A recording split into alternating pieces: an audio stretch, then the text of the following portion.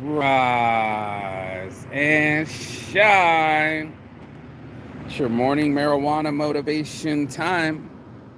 I'm your host with the mostest Marky saying every morning I get up and I catch the sunrise and I talk about mental health and I talk about living with past mistakes and finding a better way to treat ourselves inside of our minds. And this morning I felt like I would get up and before it gets too hot, show off the view, smoke a little bit of pot, stretch myself out. Ooh, this shoulder wants to act like a bitch, but that's what my Kush lotions are for. Put a little CBD on the shoulder, smoke a little weed on this mind, and go in and talk about shine and darkness and living with the past instead of what the meme go, instead of what could, dealing with what is. And after the loss of my child, I'm having a tough time with the way it is. I'm extremely disappointed in myself and my actions, and I'm having a lot of regret. Most people, they end up having a child and they end up having a blessing. And I'm watching my friends raise their kids and me raise my stressing. I fucked up. I don't think I'll ever feel like I didn't unfuck up. I feel like survivor's remorse, like I should have been the one that died. I feel mistake riddled, like if there's nothing in my life that I ever done right. And then I feel abusive, you know. If we can all go through all my relationships and my siblings, the amount of abuse that I've doled out and put it out in this world, it disappoints me, you know, when we're talking about living with the past and making our lives better than it was, you know, instead of the way that it is. And that's something that my mind can't seem to distinctly distract itself from. I'm either in it or I'm talking about being in it. And I don't like talking. I like action, you know, like the sun behind me. I like real action. I like real sunshine, real situations. That's what your boy Saint does. I like stuff that has more reality and a stogie. Let's get this stogie going, but I like stuff that has more bite to it. Does this thing show the strip? It does not show on the strip. Showing me talk. Trying to get the view here. Can you see the strip? Probably not, huh? Let's see if I can get my stogie right. It's okay. We'll get this whole view today. Wait for it. Go up some. Trying to figure this out. That when you have a view, it's time to show it off. Show them the view. Get on the car. Make it happen. And there you go. Las Vegas Strip. Boom, baby, boom. Morning sunrise. Boom, baby, boom. We're going to talk about booming in our head, the speakers and the messages that we say to ourselves, especially after the experience has been had. How many of us live in that reality?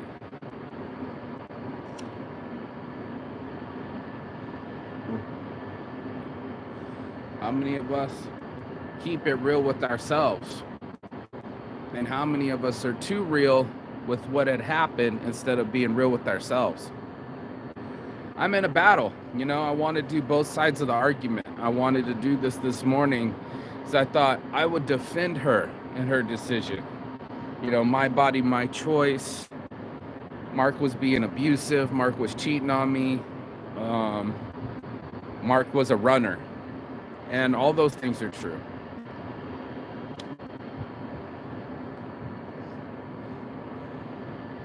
I ran. Give myself an excuse. I ran because she said she didn't want to have this baby.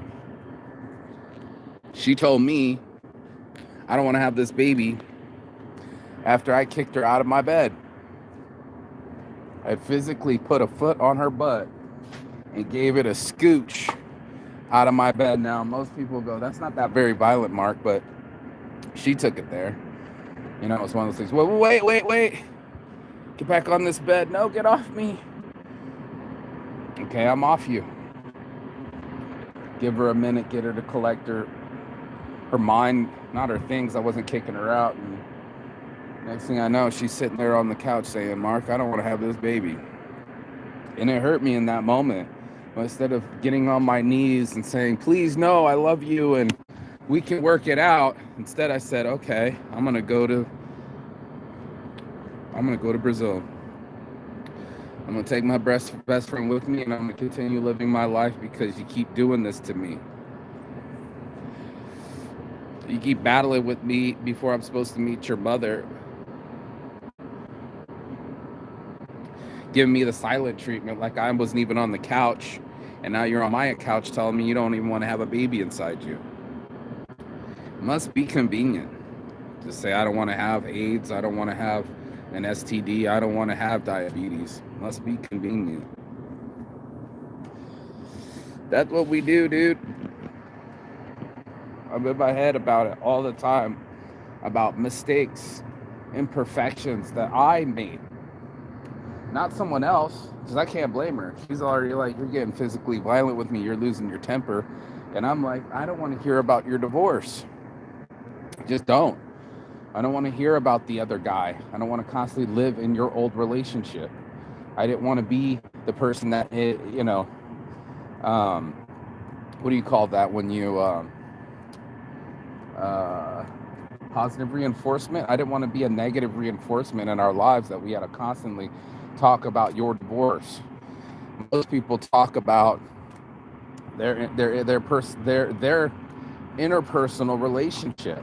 They talk about the current relationship, and in my current relationship, or I don't have one now, but at that time, that's all I cared about. We both were in our best physical and mental form, yet we kept bumping into each other's heads. I'd say, man, our kids are gonna have really dark hair. She'd say red. Like, what? Why am I arguing over stupid things? Why am I not shining? Why could she find her happiness after I went all the way from South America, pulled the plug on Christmas, got there right before New Year's, and there we were butting heads, man. Right on the Pacific Ocean. And I saw it and I ran to it like a child. I was like, yes. And she was back taking her sweet ass time. And I kept telling her, I don't like waiting. I'm not very patient. Come on, let's go. And she's going to pull the mom. Let me go check if there's a blanket. Let me go check all these things. And let me hang out at the car. And I'm like, I don't want to hang out the car. The Pacific Ocean is right there. I'm going to go to it. And that's what I did. Excited, started filming, taking photos. And she came up next to me. Then we started taking photos, and we're supposed to smoke another joint, and that joint probably would have saved my son's life. But no, she started attacking me again. You're horrible explaining things. My ego started to kick in. I didn't want to hear it. You know, I don't like people saying negative shit. I just don't. I never have, and I don't think I ever will. And if you ain't got nothing nice to say, don't say anything at all. And that's what ended up happening. We stopped saying anything at all. And unfortunately, that's the reality. And it sucks, dude. Because now my reality's skewed, living in the past of some shit where I was like, Mark, why weren't you nice to her? Why are you arguing with your pregnant wife, baby mama? Why are you arguing with the woman, trying to get her fat ass out of the car like an asshole, being all physically and scaring her? And then you're not even a provider. I'm not as successful as I needed to be. I should have made more money. My business should have taken off by now. I should have been able to financially support her, mentally support her, and physically support her. But I wasn't there. I was in Brazil, having the time of my life while she was getting pregnant, getting fat so I could show up and scream at her and call her fat. No wonder why she left my ass. Just straight up, you know? She had no support, and she didn't have her children, and she got out of a divorce, and she's still battling for her kids, and here she has to battle with the new guy and the new baby. And did I want it to be a battle? Of course not, dude. I wanted it to be awesome. I wanted there to be a baby shower, but she was keeping it a secret because she secretly wanted to kill the baby the whole time. She secretly just wanted to fuck me the whole time and not let me meet her kids and let me sleep in the fucking park with the car. She gave me a car I could roll around in, but it was like she had dial a day, you know, like here's this guy that I really like and I'm gonna bang, but I got my kids this weekend, so I'm gonna make him stay in the car, stay, you know, away. And then, you know, as soon as the mice is away, the cat's away, the mice like to play. So, you know, she waited for her children that weekend so I could come from taking shits out in the park and being by the ocean, which wasn't so bad. I didn't mind, but I was the secret. And she was starting to tell her parents, and I'm supposed to meet her mom. And I blew past that. I borrowed my mom's car to go all the way to California. I drove there just for her to start this shit, ignore me, and not meet her mom, and come all the way back. I drove straight back, and me and my best friend went to Synergy, and we had a blast. Then I got blamed for one of the girls that just did a hula hoop, like, you probably got her number. I didn't, you know? Then when I'm in fucking Brazil, I came close to a former or flame or something that was supposed to be of love. Finally meet up with her, and that was a disaster. But I got blamed for that as well. And it just kept bleeding and planting seeds of mistakes. And, you know, I'm having a tough time living with these mistakes, you know? Like, why did I have to go to Brazil again? Why couldn't I just chill? And then I'm like, if I never did that, then my best friend never would have met his girl and never would have been on the journey of his life. And so many shake of the dice as I look at the fucking strip, so many shake of the dice, and you don't know where your fucking chips are going to land. You don't know if you're going to hit aces. You don't know if you're going to hit twos. And that's just what we live in. The world I live in is like this stuff could happen at any moment, at any time, and we can regret the decisions we made that time. And that's just something that I'm having a tough time with. You know, this time's so important. So I get up early in the morning and, you know, I'm looking at the views and I'm understanding life a little bit better, or myself a little bit better. And I understand that I have a tough time letting go of the past, man. It affects me.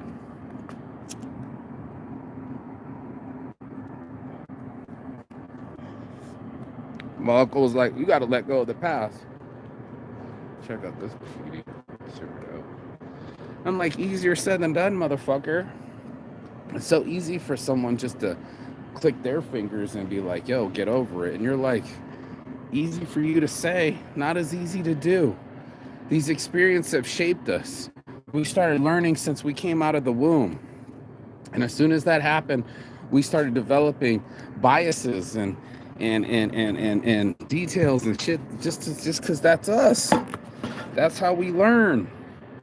And that's what I was like, okay, you know, this is what I'm learning. I do have separation anxiety. I didn't like her leaving the team. It's the same thing my mom did. It freaked me out. I have no excuses for yelling at a pregnant lady. I'm just telling you that it freaked me out.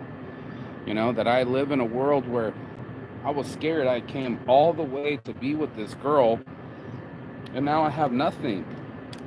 And now my experience makes me want to believe that I don't know how to love, right? Like, I don't know how much more to love. I mean, maybe I was dating the wrong sign. Maybe I'm too intense. That's another thing that scares me.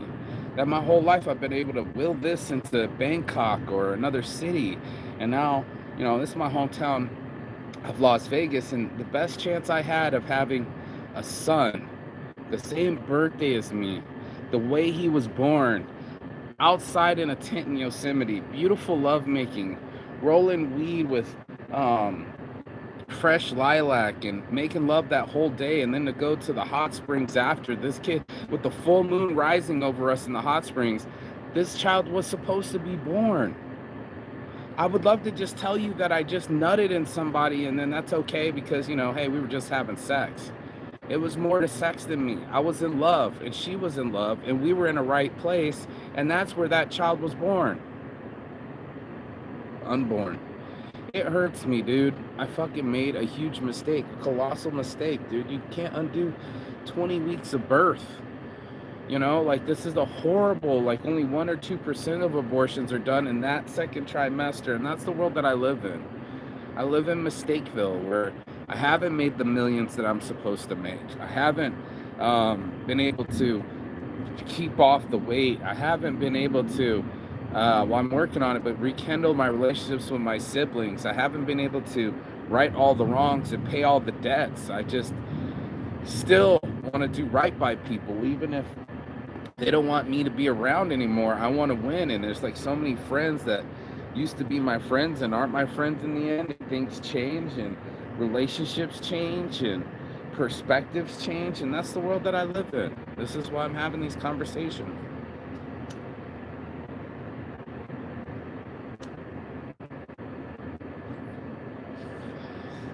I have a tough time about living in the past. I have a tough time. I have an easy time living in the future. In my mind, I love daydreaming about things that will happen, about eventually making it. And then as I do it day by day, it's not as easy. I need the money in the thousands and it comes in the hundreds, right? I'm supposed to be a millionaire already. It hasn't happened. The ka-ching moment, I'm a big star, like my buddy called, asking advice for his nephew, wanted to do a clothing line and said how expensive it is, how hard it is to get your own logo, and then a rapper can go and make a chain out of that logo. What the hell? It's not easy. These things just it look so easy on TV that 1 minute, the doctor's dying of fucking cancer, and that's just the one episode.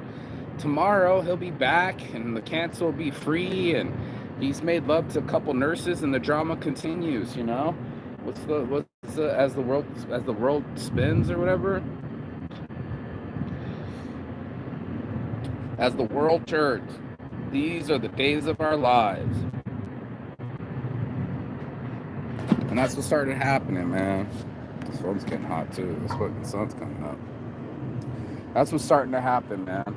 I lost my shine, I lost my love for life, For a minute there, it was like everything was touchdowns, everything that was accumulation and getting a business and making another deal and working my dream.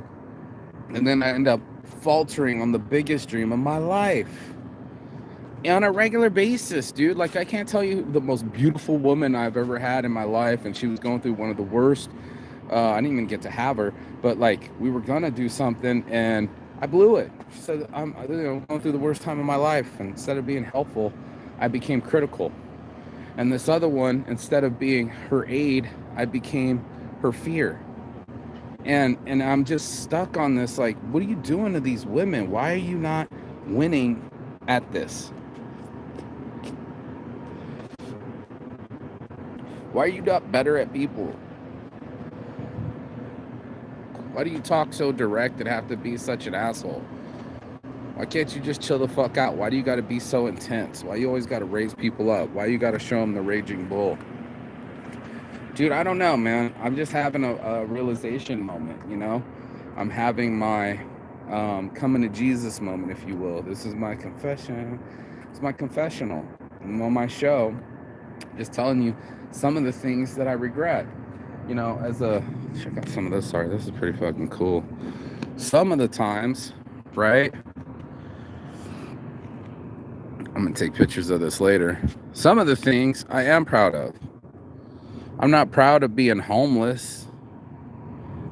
I'm not proud of being homeless, but I graduated college from UNLV here, homeless.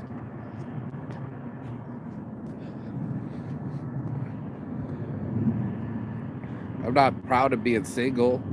Was told about myself being a 42-year-old bachelor, as if I've never had relationships or long-term relationships or chances. It just hasn't happened for me, I guess. My grandma would tell you, Marky, it's not your time. It's one of the hardest things to do is tell my father that that baby's not making it. That Francis Mark St. Arnaud the seventh, the longest reigning, what reign? What? What legacy? This whole time I've been working on Saints brand to build up this thing that I thought that I was. And admitting my narcissism is how much mistakes I've made and how I've dropped the ball and how unclutch I am, you know? Keep thinking about leadership and the lack of it. And if I was such a great leader, why aren't my siblings following me? And why have I pissed off everybody at my festival? And how come I always end up butting heads with people?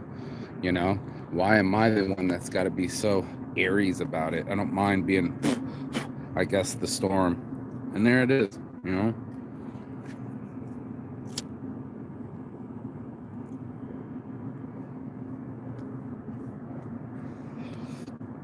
Whisper back, I am the storm.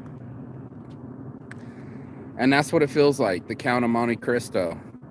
To have this beautiful girl and you're supposed to have this child and you end up going to prison. And that's another flaw and mistake in my past is going to prison. I don't think I ever let it go. I think I was still in survival mode.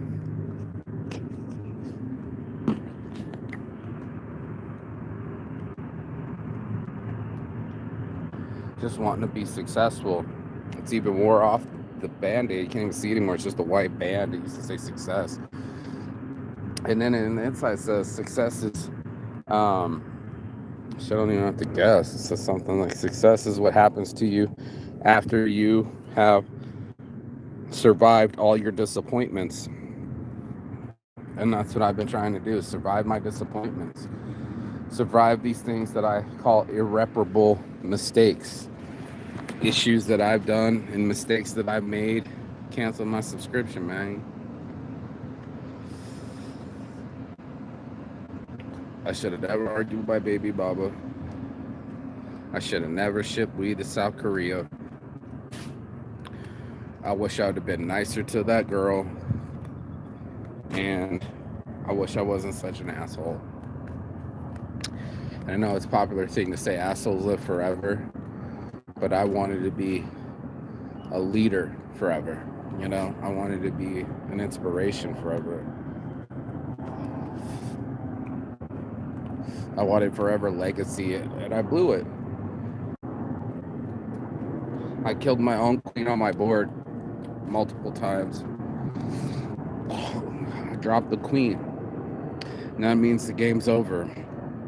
Sure, the king can keep moving and moving around on the board alone, but I killed my queen. I dropped the most important piece on the board with the most important player inside of her.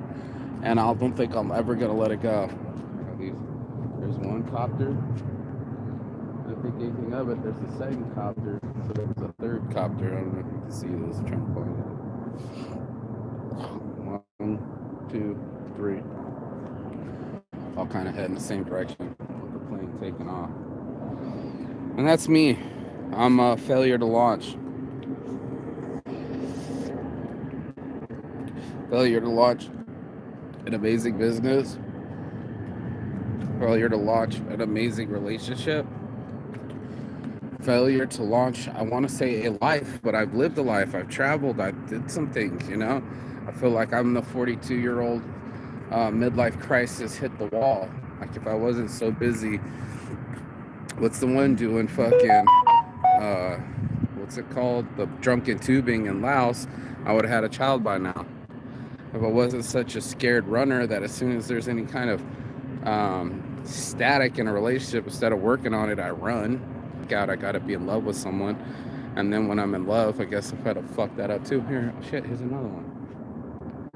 I can kind of see the other one now, but damn. Those gotta be Hoover Dam tours. They're headed down to Hoover Dam. I'm headed over to this view. headed over to this view. Full 360 of the Las Vegas Valley, baby. From Sunrise Mountain, where the sun has risen, all the way over to Green Valley. They're starting to carve into the thing. This is all UNLV. Over to the airport where they're taking off. UNLV, the full Las Vegas Strip, all the way downtown. You can't really see. You got to see through those buildings. You got to see through your mistakes. This is what life is teaching me. I mean, I love to sit here. I've never called myself a guru or a life coach or a motivational speaker. Sometimes I call myself a motivational speaker because I'll be working on that game. But, this is my confession, confessions of a narcissist is that, I don't have all the answers. I'm not as perfect as I wanted to be. I'm not as good looking as I think that I am. I'm not as successful as I wish that I am. And I'm not as loved as I hoped it would be.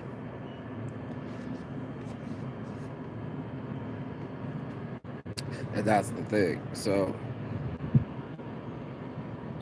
with the sunshine shining and me smiling, I just wanted to reach out to people and say, I too struggle with my past. I too struggle with the imperfections. I'm supposed to be okay with it, but the truth is I'm not. I'm not okay with missing important touchdowns. I'm not okay with fucking up awesome things. I'm not okay. And part of me, it's okay to not be okay. I'm gonna go see some pro help, man. I don't know who else to talk to. I wore out my friends. They don't know what to say. What do you tell somebody that's lost a baby? You didn't want to. What are you gonna say to somebody that seems angry and hostile and is always a lightning rod to everyone I touch? It's just too much energy, too much knowledge, too much energy, too much passion, too much anger, apparently. I don't feel like it's anger, but I don't feel like I'm as happy as I need to be. And that's been hard for me. Because I used to be like, I love my life! At the top of my lungs, top of the clouds, and top of the world. And now I feel like I fucked up my life. Like, I fucked it up so bad. In all these areas and things I should have been better at. I feel like that movie part where they were in the movie Gladiator, and he literally goes and says, I read your virtues, and I was none of those things, patient. I'm not very patient, temper has been called out. I don't know what the word temperance, I guess. The temperance. I haven't had much temperance and belief. I just kept believing in me, but me kept getting scared. Me hasn't always been that fearless. Me has always seems to be frivolous and just spend money I don't have, get into debt, keep paying into dreams, and let go of like 100 websites right now. And I'm like, man, that's, $800 that just went out the window, and that's $450 towards the phone bill that just went out the window, and that's all this money that you keep spending on this dream, reinvesting in me, and me isn't that successful. It's leaving me open for people to be, why do you still smoke weed? That money would have been gone to paying your debts, and why aren't you successful yet? And even though I probably made $1,000 this week. I'm working on getting to that 5K a week, but it's a hard work, and I got to show up every day to get it, and even though I show up every day and get it, and I become self-reliant, and I get back on my feet, I got to get back in my mind. It's the same thing. It's like you can be only so successful, and then there's these things, I've been battling depression my whole life, and I've seen psychologists, I've taken Zoloft and all that stuff, and I thought I was successful because I got out of Korean prison, I created a business like I said I would, and I wasn't depressed. But under duress, I'm back to being depressed. It's not easy. I don't know what the fuck to say. If someone else has the life coaching abilities or all the answers, give the hacks, man. Give the hacks to people to not live in the past, not live in their mind, and not relive the worst things every time. I guess I'm cycling this morning with you guys, but just showing you my inability to keep the thing moving forward. Like, I can move myself forward and keep making chess moves to the end of days, but I know I can play better chess. Let's put it that way. And I'm mad at myself that I can play a fucking little game with little plastic pieces on a plastic board, but when it comes to my real life, I drop the real queen of my life. All my pawns, all my main characters, they're not near me anymore. You know, they're scared of me. My bishops, my two rooks, they just, the strong pieces around me, and I get so furious that I burn the people that have helped me. I don't know if anybody else has experienced this. It's like, oh fuck, I've talked to people sideways. I've not talked to people because I've been in moods. I can be moody. It's not always so saintly. It's not always so shiny, you know? The first part is the rise. It sounds like a levitation. It sounds like something like Jesus from the dead, but it's literally the hardest push-up, you know? It's more than just saying, oh, I want to go do 10 push-ups right now. Get on the ground and start doing it, or point eastward on a rug. It's a full mental push-up to push yourself up when your brain wants to go, you know, you're a failure. You got to do a push-up back and say, I'm not a failure. Okay. I might have done that wrong, but I did this right. I did graduate from college. I did get a degree, you know. I did travel the world. I do speak some languages, you know. I do have friends worldwide, and I'm grateful for the things that I've seen, you know. I look forward to seeing all 7 wonders of the world, but I've seen 5, and I'm looking forward to Egypt and Rome, calling my shots, you know. Would it make me feel better that this thing becomes my multi-million-dollar enterprise and I become extremely successful? Yeah, I would like that a lot. You know what I mean? I would like that extreme amount. So, you know, would that counteract my depression? Probably not. That's the tough part, is that real depression, it outshines all these kind of glittery things and touchdowns and accomplishments, and starts to put, I always called it a gray cloud. And that's what started to happen. It's just like, yeah, I did this successful in business, but my personal is falling apart. It's like my cousin showing up. My personal's falling apart. And it's like, yeah, dude, I get it, bro. Like, at any moment, same, bro. I could have money in my pocket, but sadness in my heart. I could have success in the streets, but nobody in the sheets. And that's what we were talking about up in the Cosmo, right down here, this last time before I get off. You know, is talking about this kind of things, man. Is that we have these things, right? But we're all going home and just talking to our pets instead of someone that loves us to hear us about our day and rub our backs and say, baby, it's going to be okay. That's the things we got to work on. That's that work, you know? These guys are putting in the work as I talk about it. See? He's got the cat machine, and it's going all the way down there to the building. They're pouring the footing. It's Saturday. It's about to be hot as fuck. That sun is shining, and I want you to shine too. So go get you some light. Go get you some views. Go get on top of the world. You know, go get you high above the clouds and start having some conversations with yourselves. If you don't mind putting the comments below. I know it's personal.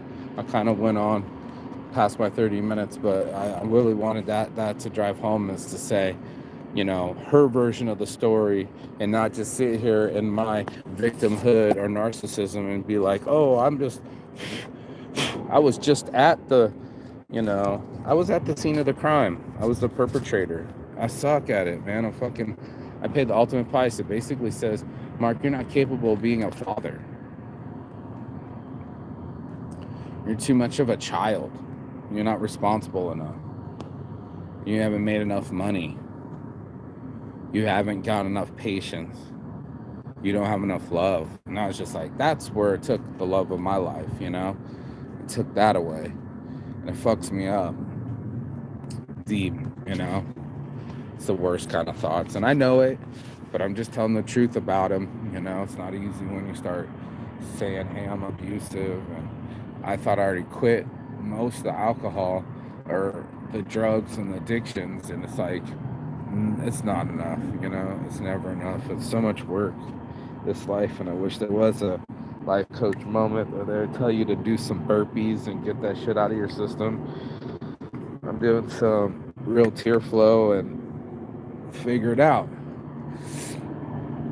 There's another one. Oh, here comes another one. Yeah, those got to be tours. But yeah, figuring it out, figuring me out, figuring life out.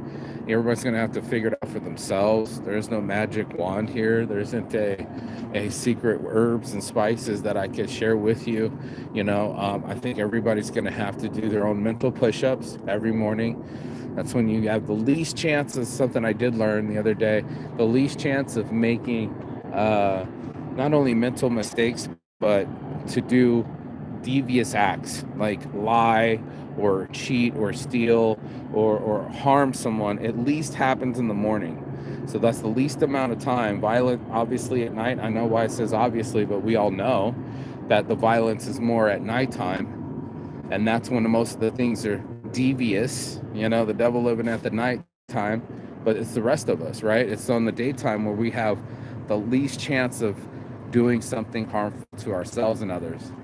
And that's why I'm so mindful in the morning. I'm grateful for doing this every morning. Being able to speak, preach about that kind of knowledge and go, oh shit, no shit. This is my chance to cure myself, talk to myself right here early in the morning before the day starts and I rise. I'm on a fresh reset before I start pulling all this past, the data and emotions back into my hard drive. It's the one time I get to be me solidly. And that's just something I've just been really trying to get at with people is go, okay, this is me being mindful. This is me having a confessional, right?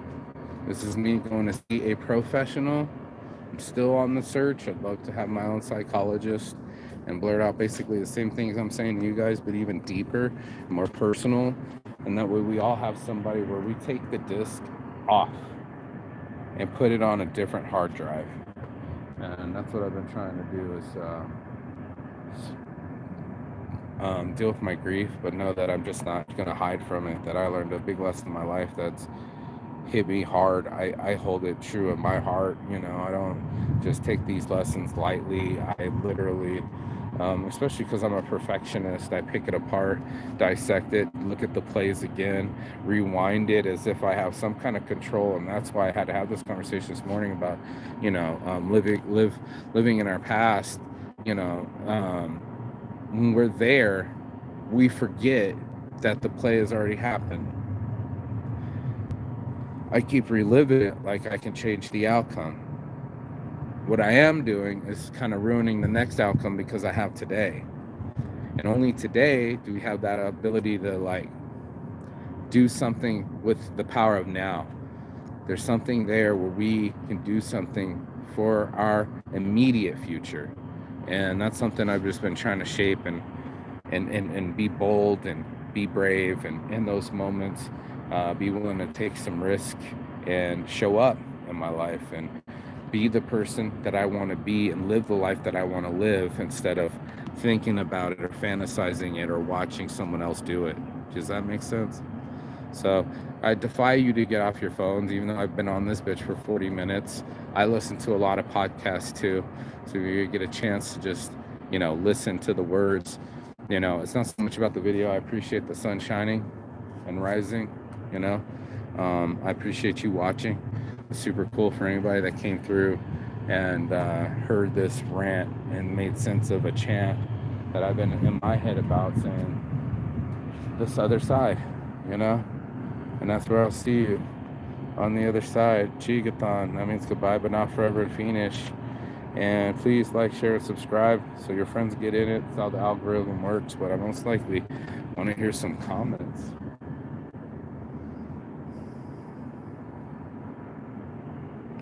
Peace and love.